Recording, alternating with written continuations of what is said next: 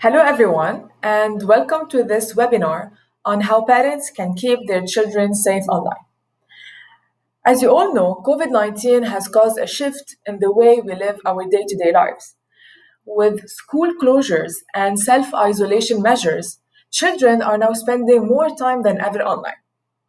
Distance learning normalizes children being online all day long and makes it kind of difficult to know what are students exactly doing online. And it's true that the internet is an amazing platform to learn, search for information, and connect with friends. Yet, it's also a dangerous place. So, just like we prepare our children for the actual real world, it's very important to prepare them for the digital world and show them how to be safe on the internet. Uh, Now, the first thing to ask, do you know what are your children doing online or how are they spending their online time?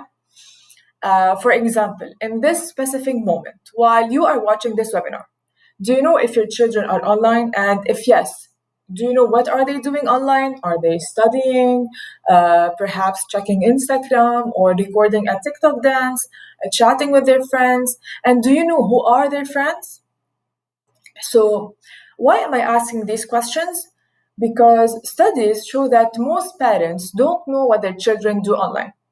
Now, let me ask you another question. Do you know where are your children going when they leave the house?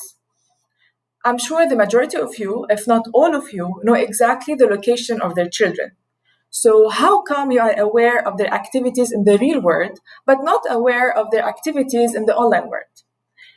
Online world and the real world are actually the same, and the same rules and regulations should be applied in these both worlds. Now, there are four reasons why you should know what are your children doing online. The first one, our children spend more than 5 hours on the internet aside from online learning, whether to socialize, to play, or to watch videos. The second reason, they post their contact details like email, phone number, and even home address on many social media platforms. Three, they meet other people online and sometimes from the same school, sometimes from other schools, same age, younger friends, older friends, sometimes adults and strangers. Four, parents don't know what their children view online, and some content can be very harmful for the well being and the overall development of children. Like, for example, the war and violent scenes that can lead to aggressive behaviors or even traumatic responses. Now, why should parents take online safety seriously? Studies have shown that 87% of children were not taught to use the internet safety. 31% visit dating websites. 62% watch adult programs online. 15% used a webcam with a stranger. 60% use their parents' credit cards to buy something online without parental knowledge. 21% visit gambling websites. 31% lied about age to access adult websites. And the most important thing is that more than 90% of children have a digital device inside their bedroom, so cell phone, tablet, or laptop, and they can access it whenever they want. So all these numbers tell us that spending time online comes with risks. Now, what are these risks? Well, we can divide them into three different categories: what they see, what they do, and who they talk to. Now, what they see. If they're watching a cartoon, listening to age-appropriate songs, studying, that's okay. But what about the hate content? Something which is triggering violence in them. Sexual content, sensitive content, war-related content. All this can affect them. And I chose this picture that has been circulating recently for a severely traumatized child in Palestine because it represents what violence and hate content can do to our children when they see it. It can really traumatize them and affect them negatively. And you don't need to be involved or exposed to a violent scene to get traumatized. So some can be affected by simply watching a video, hearing voices, or seeing a picture. Now, what they do. Are they posting something hateful, something which is dangerous for them, something which can be seen as bullying? Are they sharing sexual content? Are they actively or unintentionally getting involved in bullying behaviors? Are they sharing their location, phone numbers? And three, who they talk to. So it's true, the online world gives us an opportunity to connect with everyone, but everyone means that strangers as well. People who might bully, intimidate, or people posing behind fake profiles for sexual grooming and stalking, uh, blackmailing, identity theft and hacking, or even online predators. So you need to know who they are talking to and what information they are sharing with them. Now, these are the main problems, and now we're going to dig into more details because, as you know, knowledge is power. So, the more details you know, the better precautions you can take to save children from online harm. I'm going to go through the most important red flags that parents should be aware of. And then at the end, I will give you solutions to what you can do to keep your children safe online. So, what should parents be aware of? One, type of application or applications on the children's phone. Two, internet and video game addiction. Three, sharing personal details on social media platforms. Four, meeting strangers through social media applications and online games. Five, unwanted contact and grooming or online sexual abuse. Six, access to inappropriate content like online pornography or war related content. Seven, cyberbullying. And eight, effect on body image. Let's start with the first one. So, type of applications on the child phone. Now, how many of these apps do you recognize? Okay. Now, if you don't recognize all these apps, then it's time to have an idea about the trendy new social media applications that most children, especially teenagers, are now using. I will go through the most used application by today's generation, and that could be potentially dangerous for them. The first one is Tumblr. So it's an app used for sharing photos, videos, and for chatting. But why parents should worry? Because users can easily access pornographic, violent, and inappropriate content. Also, all of users' photo and content is public for all to see. And mental health experts say that this application can be damaging for adolescents' mental health because it tends to glorify self harm and eating disorders. The second application is well known, YouTube. But why you should be worried? Because inappropriate content has been sliced into both all ages content and children's content. Also, comments on videos can be extremely inappropriate and hurtful. Three, Snapchat. So it's an app that allows users to send photos and videos that disappear after they are received. But why you should be worried? Because some children are using this application to send inappropriate or nude pictures because they believe the images can't be saved and circulated.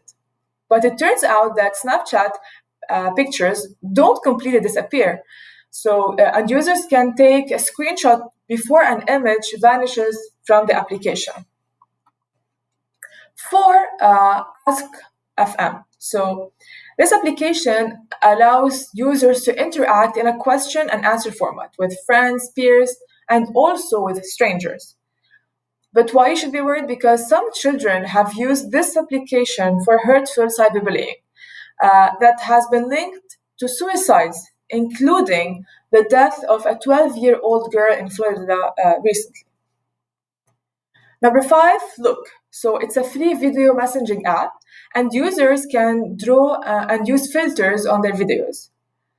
But with this application, strangers can message children easily. And users have reported cyberbullying activity and have found it difficult to delete their account. Now, number six is Instagram. You all know it. But why should be worried? Because children can also meet strangers through this app, especially if their account is public. Also, a big number of children post seductive seductive pictures of their bodies, and some even edit their images to have the perfect body in order to attract the opposite sex, and aiming to have a high number of likes and comments on their posts. And this can also have a negative impact on the way they perceive their body image. Now, this one is interesting. I am VU. So it's a virtual word game like Sims, and users interact with each other as avatars. It stands for Instant Messaging Virtual Universe. But why you should be worried? Because there's nudity and sexual talk and behaviors.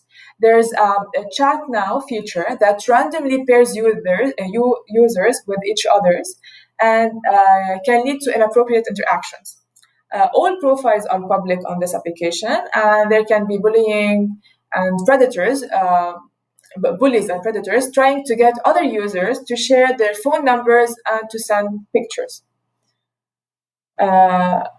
Another application is Bigo Live. So it's a live streaming application, and users can vlog about their lives, live stream video, and host their own shows.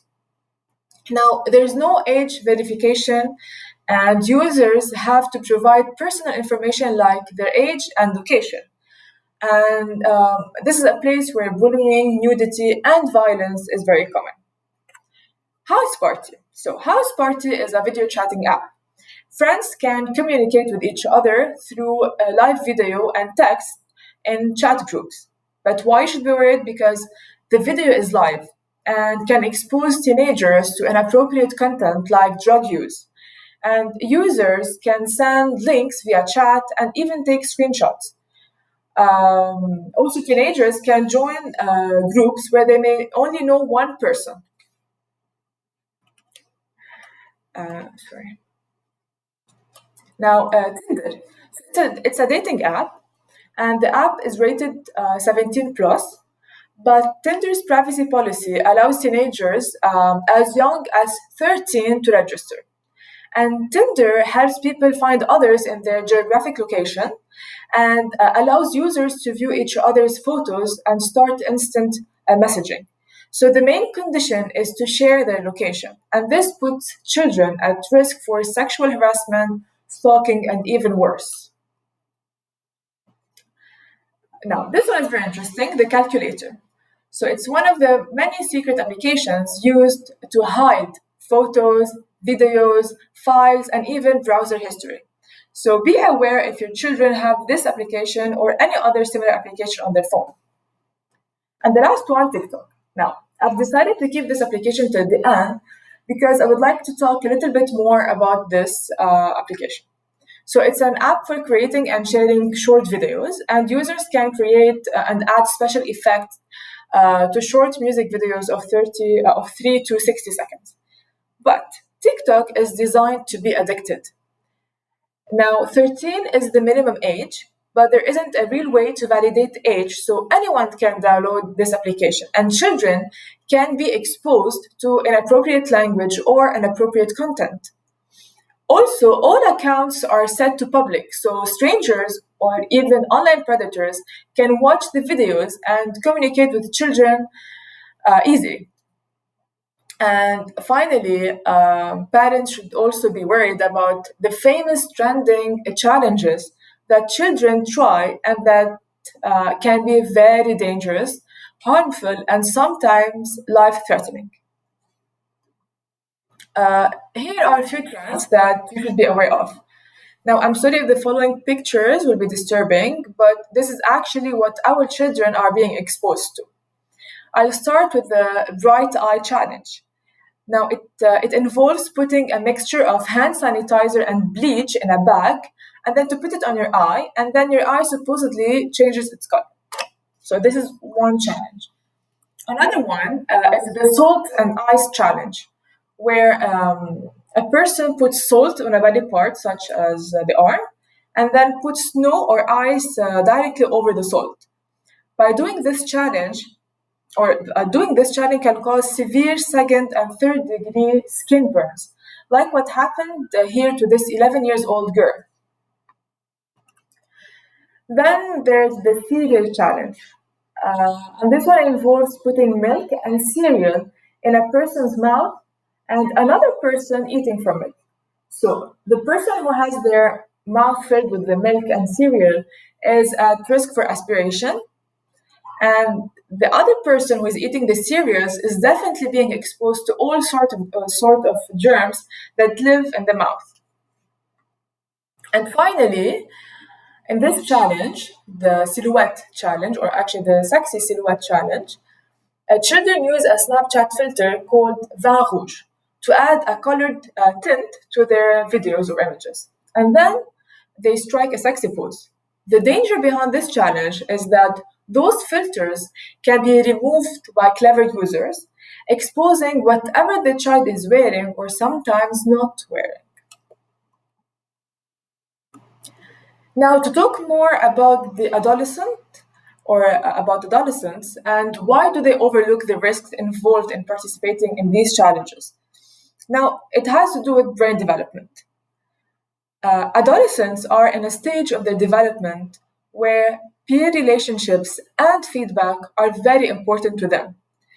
They are also dealing with more complex social interactions at a time when the prefrontal cortex, which is the part of the brain responsible for higher level thinking, decision making, and impulse control, is not yet fully developed. Also, teenagers tend to be more in the moment thinkers as opposed to considering the longer term consequences of their behavior. There's also something called the optimism bias that causes teenagers to believe that bad things won't happen to them. So, these are the main reasons why they might overlook the risks of these challenges. Now, to go back to this list, we talked about the type of applications. Now, let's talk about the internet and video game addiction, which is number two. So, gaming addiction has increased during COVID-19, and experts say that these addictions cause disruptions in home life or school life. How this happens?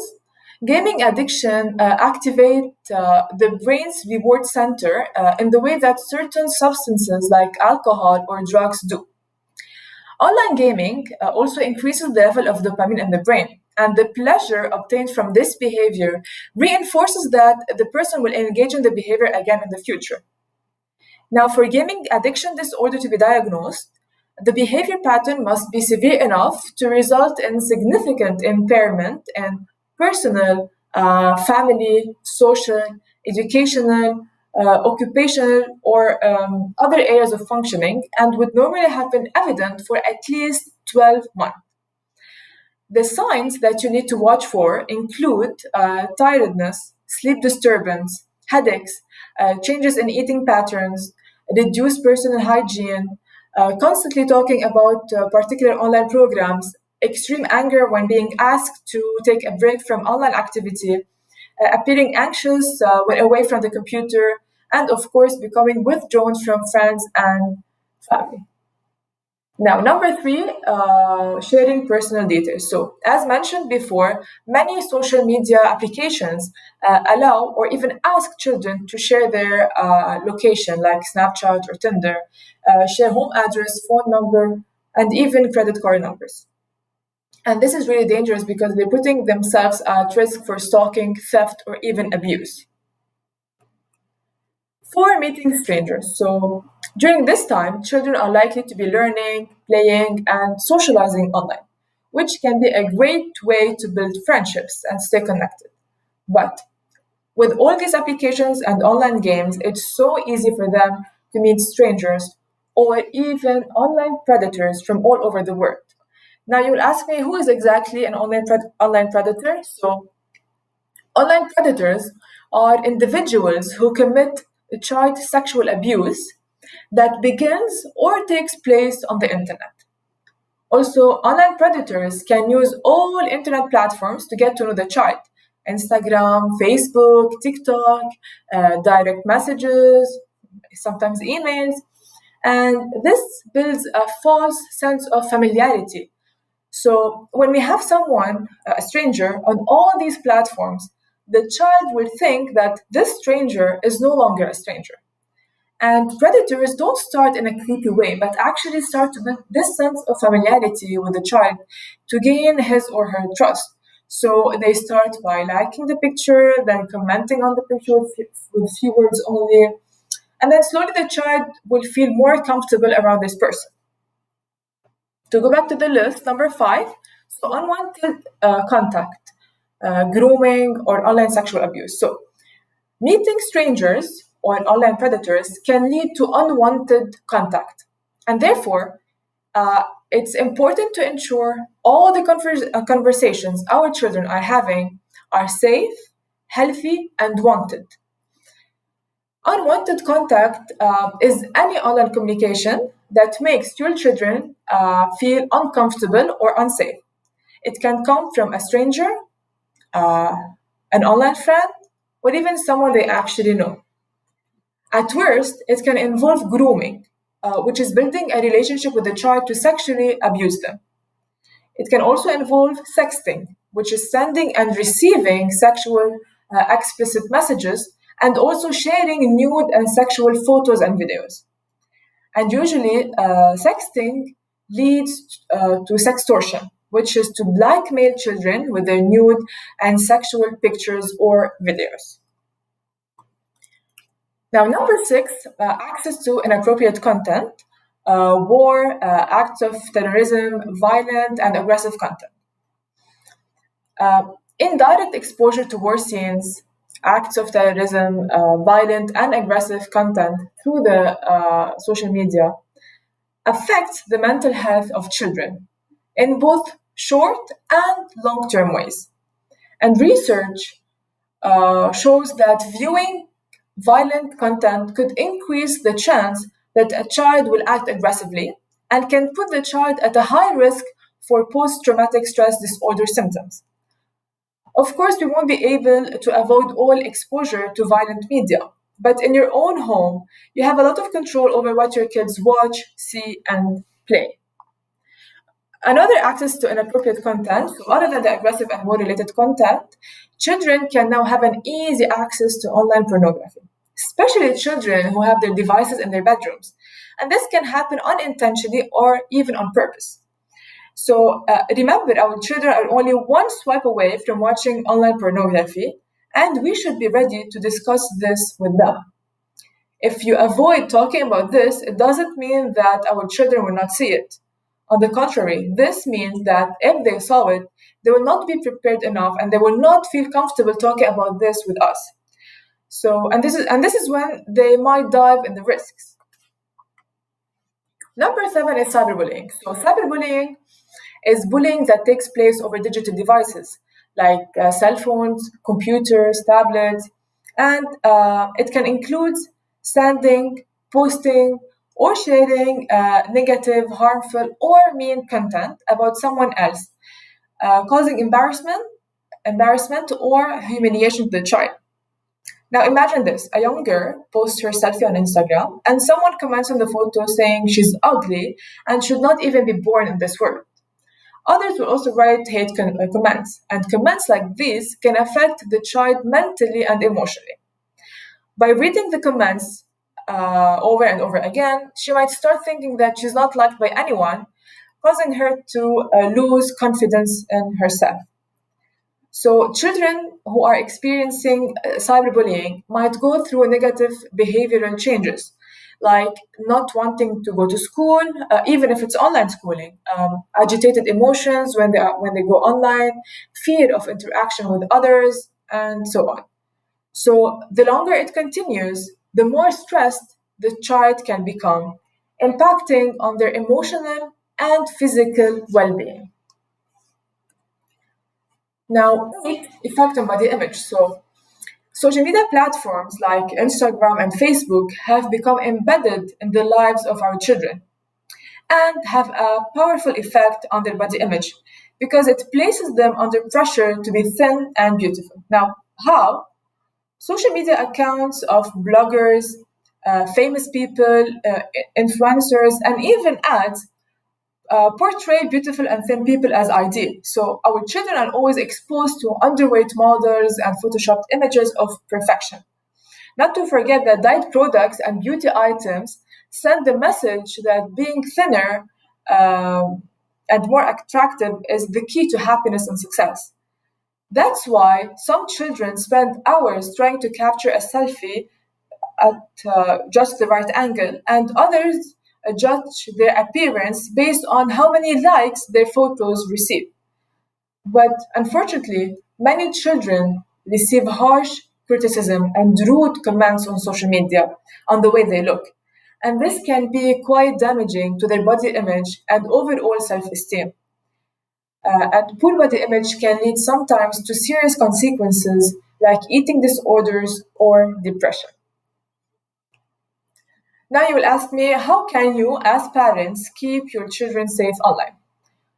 Of course, the more you know about risk, the better you can play an active role to keep your children safe online. But how to do it? Here I would like to share with you this anecdote. Swimming pools can be dangerous for children.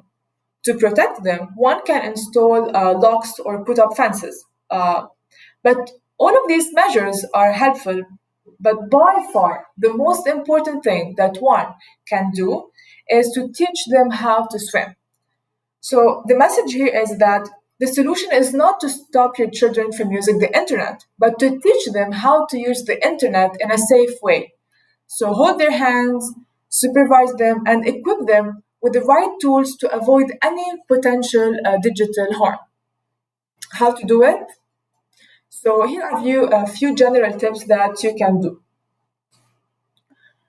One, talk to your children about online safety.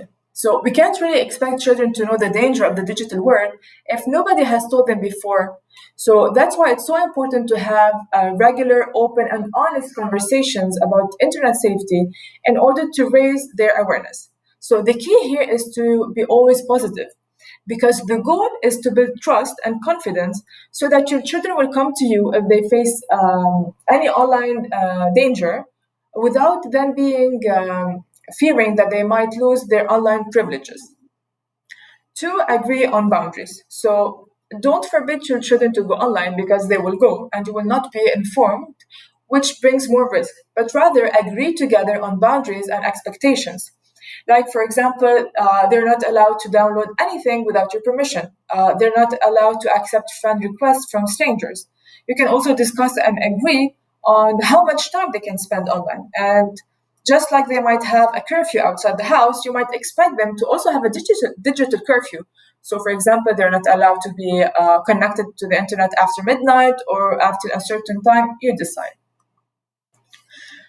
Three, choose age appropriate applications and websites. So, as I mentioned before, some apps are not suitable for children. So, it's really important to know what applications our children are using.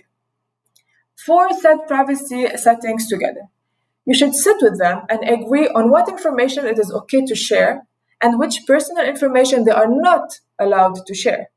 And of course, it's better to have a private account, not a public one, so they can have control over who sees their post and who contacts them. Five, show them how to keep themselves secure. So children should understand that the online world and the real world are not different. And that's why whatever they don't do in real life, they shouldn't be doing it online as well. You can also emphasize to your children to never open email attachments from unknown people. Educate them on the danger of virus spread via email attachments and how it can harm their computer. It's also good to teach them that if they receive any unwanted contact from either someone they know or a stranger, to report and to block the person. Six, set parental controls. So, as parents, you can impose limits on your children's online access.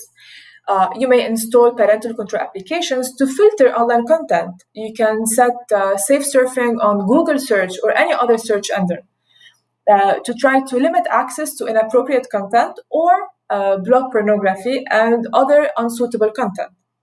And also, when in doubt, you can always check in the browser history to be aware of the websites your children have visited.